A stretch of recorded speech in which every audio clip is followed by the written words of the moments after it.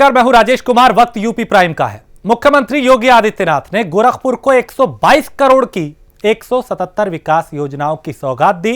मुख्यमंत्री ने कहा कि कला, संस्कृति, अध्यात्म के महत्वपूर्ण केंद्र गोरखपुर में विकास की हर आस पूरी होगी। सीएम ने कहा, प्रधानमंत्री ने कहा था कि यूपी जैसे विशाल प्रदेश के साथ साथ पूरे देश का स्वर्णिम विकास करना हमारा लक्ष्य है।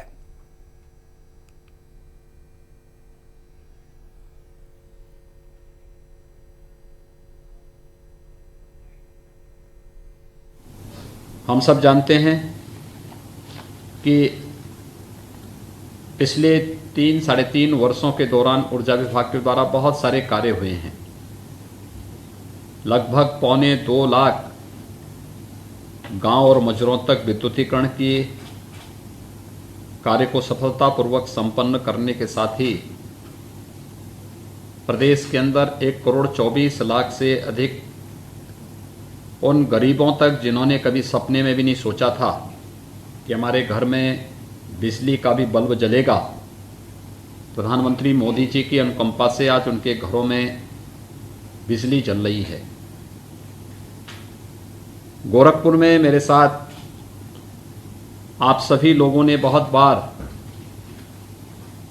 जब विरोधी दलों की सरकारें प्रदेश में हुआ करती थी तो आप लोग अक्सर विद्युत की अनियमित कटौती और भेदभाव के खिलाफ सड़कों पर उतर करके आंदोलन करते थे। आज आप देख रहे होंगे विद्युत की निर्बाध आपूर्ति आप सबको प्राप्त हो रही है। ये दृष्टि का अंतर है। शासन का दृष्टिकोण विकासपरक और रचनात्मक है तो कुछ भी असंभव नहीं, लेकिन दृष्टिकोण अगर नकारात्मक है तो जो होने वाला होगा वह भी नहीं होगा। और उस नकारात्मक दृष्टिकोण के कारण विकास पिछड़ा था। लोगों को विद्युत नहीं मिल पाती थी, सड़क नहीं मिल पाती थी और तमाम प्रकार की दुर्व्यवस्थाओं का शिकार न केवल व्यवस्था को बल्कि अंततः उसका शिकार कॉमन मैन को होना पड़ता था।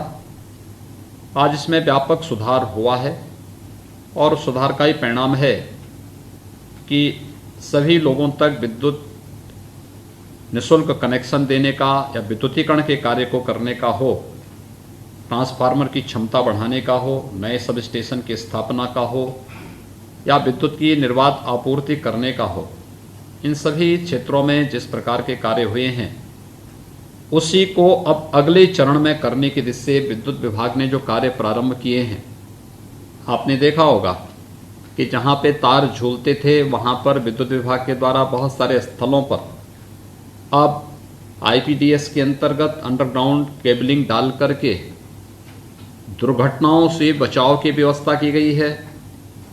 और साथ साथ आपका शहर, आपका मोहल्ला, आपका कस्बा, आपका गांव ये अच्छा दिखे, यह भी एक अच्छी व्यवस्था उसके माध्यम से विभिन्न क्षेत्रों में देखने को मिल रही है। ऐसे ही जर्जर तार और पोल के कारण दुर्घटनाएं होती थीं। आज वे जर्जर तार और पोल को बदलने की कार्रवाई भी युद्ध स्तर पर अलग अलग स्थानों पर उन कार्यक्रमों को आगे बढ़ाने का कार्य किया जा रहा है। बहुत सारे महानगरीय क्षेत्रों में हम लोग देखते हैं एक नई आबादी बस जाती है। पुरानी विद्युत की व्यवस्था, उसकी क्षमता कम होने के कारण वहां पर नए सब स्टेशन की मांग होती है, विद्युत आपूर्ति बढ़ाने के बारे में लगातार मांग होती है। जब कार्य समय पे नहीं होते हैं तो वहां पे जो आबादी रहती है उनको वहां पर लो वोल्टेज की समस्या का सामना करना पड़ता है। लेकिन अब ये नए सब स्टेशन निर्माण की कार्रवाई जिस तेजी के साथ प्रारंभ हुआ है, ये चीजें इस बात को दिखाती हैं कि सरकार का ध्यान उन सभी के प्रति है जो लोग शहरी जीवन पद्धति के से प्रभावित होकर के शहरी क्षेत्रों में आए हैं, लेकिन उनकी आय इतनी नहीं होती है कि वे बड़े बड़े बंगला सिटी के अंदर खरीद सकें। इसलिए शहर से सटे हुए क्षेत्रों में वे लोग अपना निवास बनाते हैं। वहाँ पर शहरी जीवन का लाभ उन्हें प्राप्त हो सके, इस दृष्टि से वहाँ पर ये सारे कार्य किए जा रहे हैं। और आज इसी श्रृंखला में अभी आपने देखा होगा लॉकडाउन के दौरान भी पावर कॉरपोरेशन की तरफ से हम लोगों ने लगभग 4,000 करोड़ रुपए की परियोजनाओं को प्रदेश को भेंट दिया था। उनका लोकार्पण और शिलान्यास के कार्यक्रम उस दौरान भी हुए थे, यानी लॉकडाउन के दौरान भी हमारा कार्य बंद नहीं हुआ। जब पूरी दुनिया कोरोना के कारण त्रस्त थी, तब उत्तर प्रदेश जैसे सबसे बड़ी आबादी के राज्य में विद्युत आपूर्ति अनवरत बनाए रखने की कार्रवाई भी विद्युत विभाग ने प्रदेश के अंदर किया था। ये सभी ऐसे कार्य हैं जो पहले असंभव थे, आज संभव दिखाई दे रहे हैं। और इसलिए आप सभी के संज्ञान में बातें आनी चाहिए कि किस तेजी के साथ परिवर्तन दिख रहा है, और उसी परिवर्तन की श्रृंखला में आज गोरखपुर महानगर और जनपद के अंदर ऊर्जा विभाग के द्वारा जो विभिन्न प्रकार के कार्य वहां पर संपादित किए जा रहे हैं, उनका लोकार्पण और शिलान्यास का कार्यक्रम हो रहा है, जिसमें 94 करोड़ 95 लाख रुपए की लागत से 7 ऊर्जा परियोजनाओं का शिलान्यास है। 12 करोड़ रुपए की लागत से 6 परियोजनाओं के लोकार्पण का कार्यक्रम यहां पर शामिल है, और 108 करोड़ 50 लाख रुपए की अनुमानित लागत से 4 नई परियोजनाओं को प्रस्तावित किया जा रहा है। ये परियोजनाएं बहुत शीघ्र वहां पर प्रारंभ होंगी। गोरखपुर महानगर के अंदर जो मैंने कहा, बहुत मोहल्ले ऐसे हैं जहां पर बांस बल्ली से बिजली खींची जाती थी। मुझे याद है जब मैं लॉकडाउन के बाद गोरखपुर गया था, तो हमारे सभी जो वहाँ के सांसद हैं, महापौर हैं, माननीय विधायकगण हैं, पदाधिकारी हैं, इनके साथ जब मेरी बैठक हो रही थी तो इन लोगों ने इस बात की मांग की थी। वहाँ पे एक आध जगह दुर्घटना भी घटित हुई थी कि बांस और बल्ली से आज भी लोग जो है केबल में बिजली लेके जा रहे हैं। विद्युत विभाग ने इस समस्या का समाधान किया है। इसके लिए 10 करोड़ 94 लाख रुपए इसके लिए गोरखपुर के लिए मंजूर किए हैं, और एक कार्य प्रयास किया गया है कि दिसंबर 20 तक, यानी इसी वर्ष 20 तक, दिसंबर तक इस कार्य को संपन्न करने का कार्य होगा। और कोरोना को लेकर सीएम योगी सख्त हैं। सीएम योगी ने कोविड-19 को लेकर सभी डीएम और सीएमओ को सुबह शाम अतिरिक्त सक्रिय रहने के निर्देश दिए। वहीं यूपी स्वास्थ्य सचिव आलोक कुमार ने कहा कि यूपी में कोरोना के मामलों में तेजी से गिरावट आ रही है और प्रदेश में लगातार रिकवरी रेट बढ़ रहा है। वहीं एसीएस सूचना नवनीत सहगल ने कहा, मास्क का प्रयोग करते रहें, सर्दी के मौसम में ज्यादा ख्याल रखने की जरूरत है। 94 क्रमिक 4,95,421 एक्टिव मरीजों की संख्या घटी है। 23,132 कल थी और आज 22,991 है। रिकवरी रेट कुल रिकवर्ड की संख्या 4,65,250। रिकवरी परसेंटेज 93.95%, लगभग 94% रिकवर हो गए हैं। होम आइसोलेशन की संख्या में वृद्धि हुई है थोड़ी सी, 10,218 था कल, आज 10,408 है। जो आज की टेस्टिंग की प्रगति है 1,61,081, जिसमें से 65,712 RT-PCR, 2,042 ट्रूनेट और 93,327 रैपिड एंटीजन किट। प्रदेश में कोरोना का संक्रमण कम हो रहा है। प्रदेश के कुछ जनपदों में, विशेषकर पश्चिम में दिल्ली के आसपास लगे हुए जनपदों में केसेस की संख्या कुछ बढ़ी है, परंतु पूरे प्रदेश में संक्रमण में कमी आ रही है। इसलिए ये बहुत ही आवश्यक है कि सब लोग सावधानी बरतें, क्योंकि ये समय ऐसा है कि यदि हम लोग सावधानी नहीं बरतेंगे तो संक्रमण पुनः आने पे कठिनाई होगी। क्योंकि सर्दी के मौसम में सांस की बीमारी वैसे भी होती है, लोगों को परेशानी होती है सांस की। तो सब लोग सावधानी रखें, निरंतर हाथ धोते रहें, मास्क का उपयोग करें, सामाजिक दूरी बनाकर रखें। त्योहारों में, बाज़ारों में जा रहे हैं लोग अत्यंत सावधानी के साथ जाना चाहिए। प्रदेश में आर्थिक गतिविधियां तेज़ी से चलती रहें, इसके लिए विशेष प्रयास किया जा रहा है। इससे पहले मैं ज़रा हॉटस्पॉट के बारे में बताऊं। हॉटस्पॉट जो है कल से भी कम हुए हैं, 8,245 हॉटस्पॉट रह गए हैं और 8,620 कंटेनमेंट जोन रह गए हैं। आर्थिक गतिविधियों के बारे में मैं बता रहा था कि प्रदेश में आर्थिक गतिविधियां तेज़ी से चलें, इसका प्रयास सरकार कर रही है। आत्मनिर्भर पैकेज जो भारत सरकार माननीय प्रधानमंत्री जी द्वारा घोषित किया गया था, उनमें 4,37,000 जो पुरानी इकाइयाँ थी उनको 10,845 करोड़ रुपए के ऋण स्वीकृत कर वितरित किए गए हैं। इनसे इन इकाइयों को अपने कोरोना समय में जब ये बंद हुई थी उसमें इनको कैश क्रेडिट की समस्याएं आई थी, वो दूर करने में मदद मिली है। प्रदेश में नए उद्योग स्थापित हों, नई इकाइयाँ स्थापित हों, उनके माध्यम से रोजगार के और अवसर पैदा हों। इस हेतु 5,95,000 नई एमएसएमई इकाइयों का वित्त पोषण बैंकों के माध्यम से कराया गया है। लगभग 15,906 करोड़ रुपए विभिन्न बैंकों द्वारा उन्हें वितरित किए गए हैं। इस प्रकार वर्तमान वित्तीय वर्ष में कोरोना कालखंड के पश्चात लगभग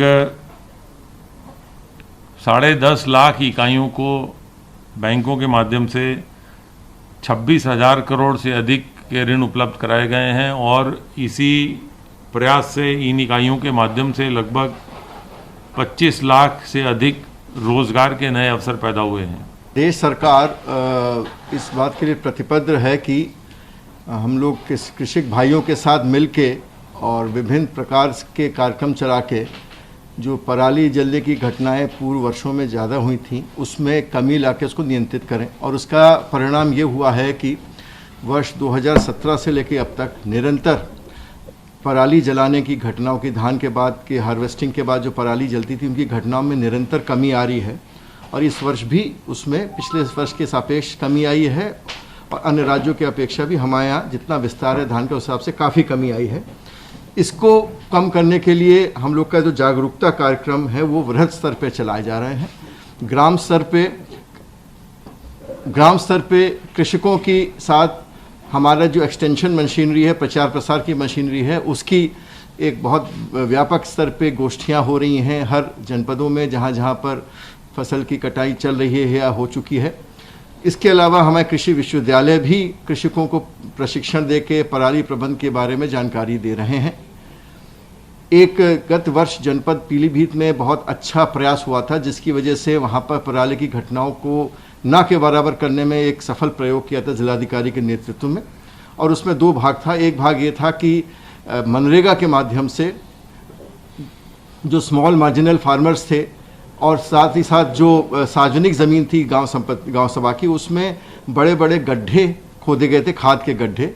उसमें जो अवशेष पराली थी जो हाथ से कटाई के बाद जो है थ्रेशिंग करने के बाद बचती थी, उसको लोग ना जलाएं, उसके लिए उनको उन गड्ढों में डाल के और एक IARI पूसा जो इंस्टीट्यूट है बहुत नामी, इन्होंने एक डिकम्पोज़र विकसित किया है जिसको हम लोग फ्री ऑफ कॉस्ट बांट रहे हैं।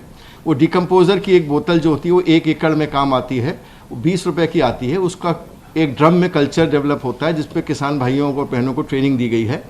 ये कल्चर जब हम स्प्रे करते हैं, जब कटाई के बाद, जब अगर हमने कम्बाइन से कटाई करने के बाद जो एक पराली का स्टबल ठूंठ रह जाता है, उस पर जब स्प्रे करते हैं तो 3 हफ्ते के अंदर वो कन्वर्ट हो जाती है, परिवर्तित हो जाती है जैविक खाद में। तो एक तो वो हम उस तरह से प्रयोग किया और साथ ही साथ जो हाथ से कटी हुई पराली थी उसको खाद के गड्ढों में डाल के हमने डिकम्पोज़र इस्तेमाल किया तो वो जैविक खाद में परिवर्तित हो गई। इससे ये लाभ हुआ कि किसानों को न्यूनतम कॉस्ट उनके ऊपर कोई, क्योंकि डिकम्पोज़र फ्री ऑफ कॉस्ट था और जो लेबर लगी थी वो मनरेगा से आ गई थी, उसका इतना अच्छा प्रभाव हुआ था कि पीलीभीत जनपद में बहुत कम हो गई घटना, ना के बराबर हो गई। और उसी का उपयोग हम अन्य जनपदों में भी उसको प्रचार प्रसार करके करा रहे हैं। उत्तर प्रदेश में पराली जलाने को लेकर कई जिलों में प्रशासन सख्त कार्रवाई कर रहा है। वहीं पराली की आग में उत्तर प्रदेश की राजनीति गर्माती जा रही है। किसानों पर कार्रवाई को लेकर पहले सपा अध्यक्ष अखिलेश यादव और कांग्रेस महासचिव प्रियंका गांधी ने योगी सरकार पर निशाना साधा। अब पराली जलाने को लेकर बीएसपी प्रमुख मायावती ने भी योगी सरकार का घेराव किया है।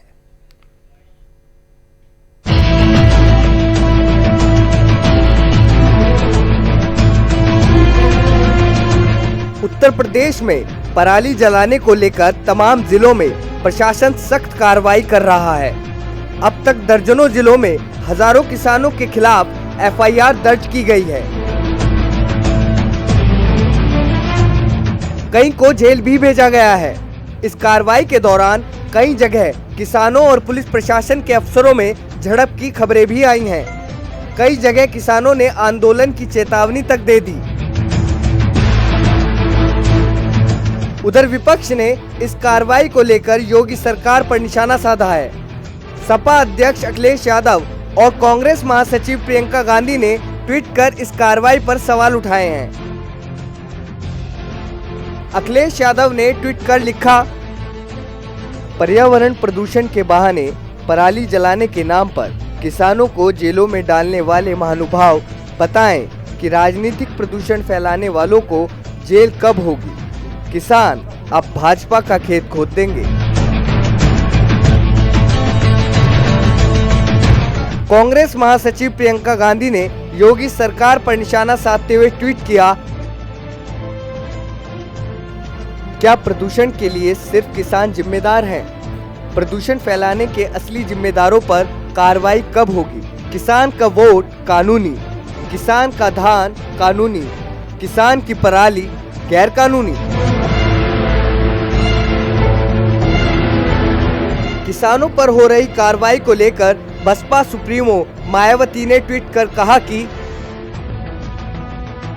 उत्तर प्रदेश में फैले प्रदूषण को लेकर खासकर यहां पराली जलाने की आड़ में किसानों के साथ हो रही जुल्म ज्यादती अति निंदनीय काम है, जबकि इस मामले में सरकार को कोई भी कार्रवाई करने से पहले उन्हें जागरूक और जरूरी सहायता देने की भी जरूरत है। पराली जलाने को उत्तर प्रदेश में वायु प्रदूषण का एक मुख्य कारण माना जा रहा है। ऐसे में पुलिस प्रदेश में पराली जलाने वाले किसानों के प्रति कड़ी कार्रवाई कर रही है। यूपी में पराली जलाने पर 2000 किसानों पर केस दर्ज। 24 घंटे के अंदर अलग अलग जिलों में 144 प्राथमिकी दर्ज की गई। पराली जलाने वाले 16 किसानों को जेल भेजा गया। पुलिस ने बलरामपुर में 15 किसानों के खिलाफ एफआईआर दर्ज की। बहराइच और कुशीनगर में 8 लोगों के खिलाफ एफआईआर दर्ज। अलीगढ़, बस्ती और हरदोई में 7 लोगों के खिलाफ एफआईआर दर्ज। रामपुर, शाहजहांपुर, सिद्धार्थनगर में 6 लोगों के खिलाफ एफआईआर दर्ज। पुलिस की कार्रवाई पर मुख्यमंत्री योगी आदित्यनाथ ने बेहद नाराजगी जताते हुए कहा कि किसानों के साथ दुर्व्यवहार कतई बर्दाश्त नहीं होगा। मुख्यमंत्री योगी आदित्यनाथ ने कहा कि पराली जलाने से होने वाली क्षति के प्रति किसानों को जागरूक करें, किसानों के साथ दुर्व्यवहार ना किया जाए। इन सब के बीच सवाल उठता है कि सरकार के पास आखिर किसानों के लिए समाधान क्या है? किसान पराली के पंगे में कब तक फंसा रहेगा?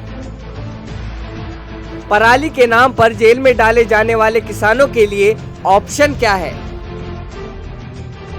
Bureau report, prime news.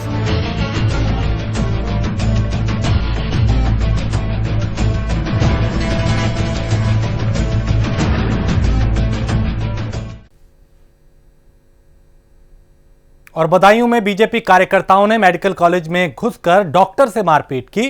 घटना सीसीटीवी में कैद हुई है। बताया जा रहा है कि कल बीजेपी जिला अध्यक्ष अशोक भारती ने राजकीय मेडिकल कॉलेज में तैनात डॉक्टर को किडनैप की धमकी दी थी। वहीं पुलिस ने आरोपियों को हिरासत में ले लिया है। उधर कार्यकर्ताओं ने थाने के सामने बैठकर धरना शुरू कर दिया और साथियों को छुड़ाने की मांग की।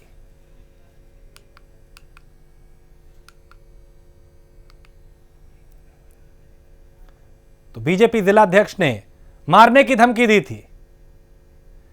बीजेपी कार्यकर्ताओं की ये गुंडागर्दी देखी गई है जो सीसीटीवी में कैद हुई है। बदायूं से खबर।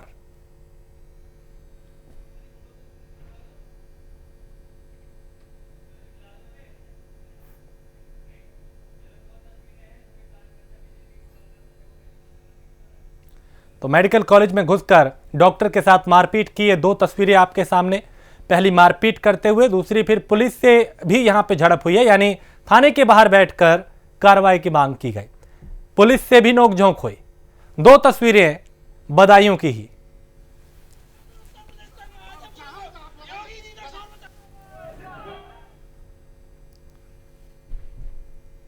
और मुरादाबाद के थाना सिविल लाइन इलाके में एक निर्माणाधीन इमारत का हिस्सा गिर जाने से एक शख्स की मौत हो गई। पूरा मामला मिलक इलाके का है, जहां रहने वाले जौहर अली नाम के शख्स का मकान बन रहा था। निर्माणाधीन मकान का एक हिस्सा अचानक गिर गया, जिसकी चपेट में मकान मालिक जौहर अली की रिश्तेदार समरीन आ गई। हादसे में समरीन बुरी तरह जख्मी हुई। जानकारी मिलने के बाद रेस्क्यू टीम के पहुंचने से पहले ही समरीन ने दम तोड़ दिया।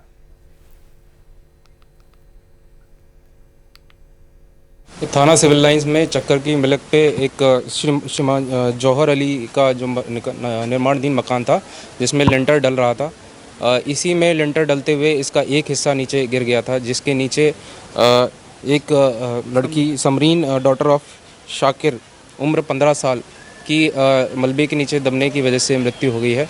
और उसी के साथ जो एक और लड़की थी नगमा, जो वहाँ पे मौजूद थी, इसके साथ वो वहाँ से भागने में कामयाब रही और वो उसको कोई चोट नहीं पहुँची है, परंतु इस जो मलबे पे दबने की इंजरीज़ की वजह से समरीन की मृत्यु हो गई है। और अब उस पर जो भी पंचायतनामे की और पोस्टमार्टम की कार्रवाई की जाएगी और आगे का जो भी विधिक कार्रवाई वो की जाएगी। और आगरा में गाय के गोबर से गौरी गणेश की मूर्ति बनाने की पहल शुरू की गई है। सत्यमेव जयदेव ट्रस्ट ने इस पहल को शुरू किया और इस बार दीपावली में लोग इन मूर्तियों का भी पूजन उपयोग में कर सकते हैं। और मूर्तियां जो है इको फ्रेंडली होंगी। घर के गमले में विसर्जित करने पर ये कंपोस्ट खाद में तब्दील हो जाएंगी।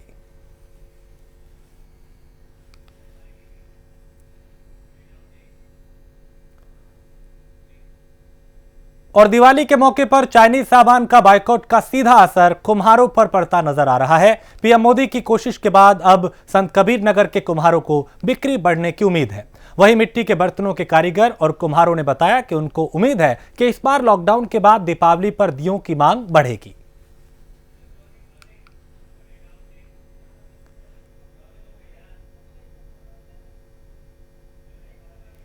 तो कुम्हारों के दिन क्या बदलेंगे, ये एक बड़ी बात है, बड़ा सवाल है, क्योंकि लगातार चाइनीज सामान के बहिष्कार की मांग होती रही है। ऐसे में क्या दीपावली पे जो कुम्हारों की आय है वो बढ़ेगी? क्या उनका सामान जो मिट्टी से बना है क्या वो ज्यादा बिकेगा? ये एक बड़ा सवाल है। और संभल के बनियाठेर पुलिस ने अवैध चरस और गांजे के साथ एक युवक को गिरफ्तार किया। बरामद चरस की कीमत 1,20,000 रुपए है। पुलिस आरोपी के खिलाफ मुकदमा दर्ज कर कार्रवाई कर रही है। एक खुलासा किया गया है, कुल कितने अभियुक्त गिरफ्तार किए गए और क्या मामला था?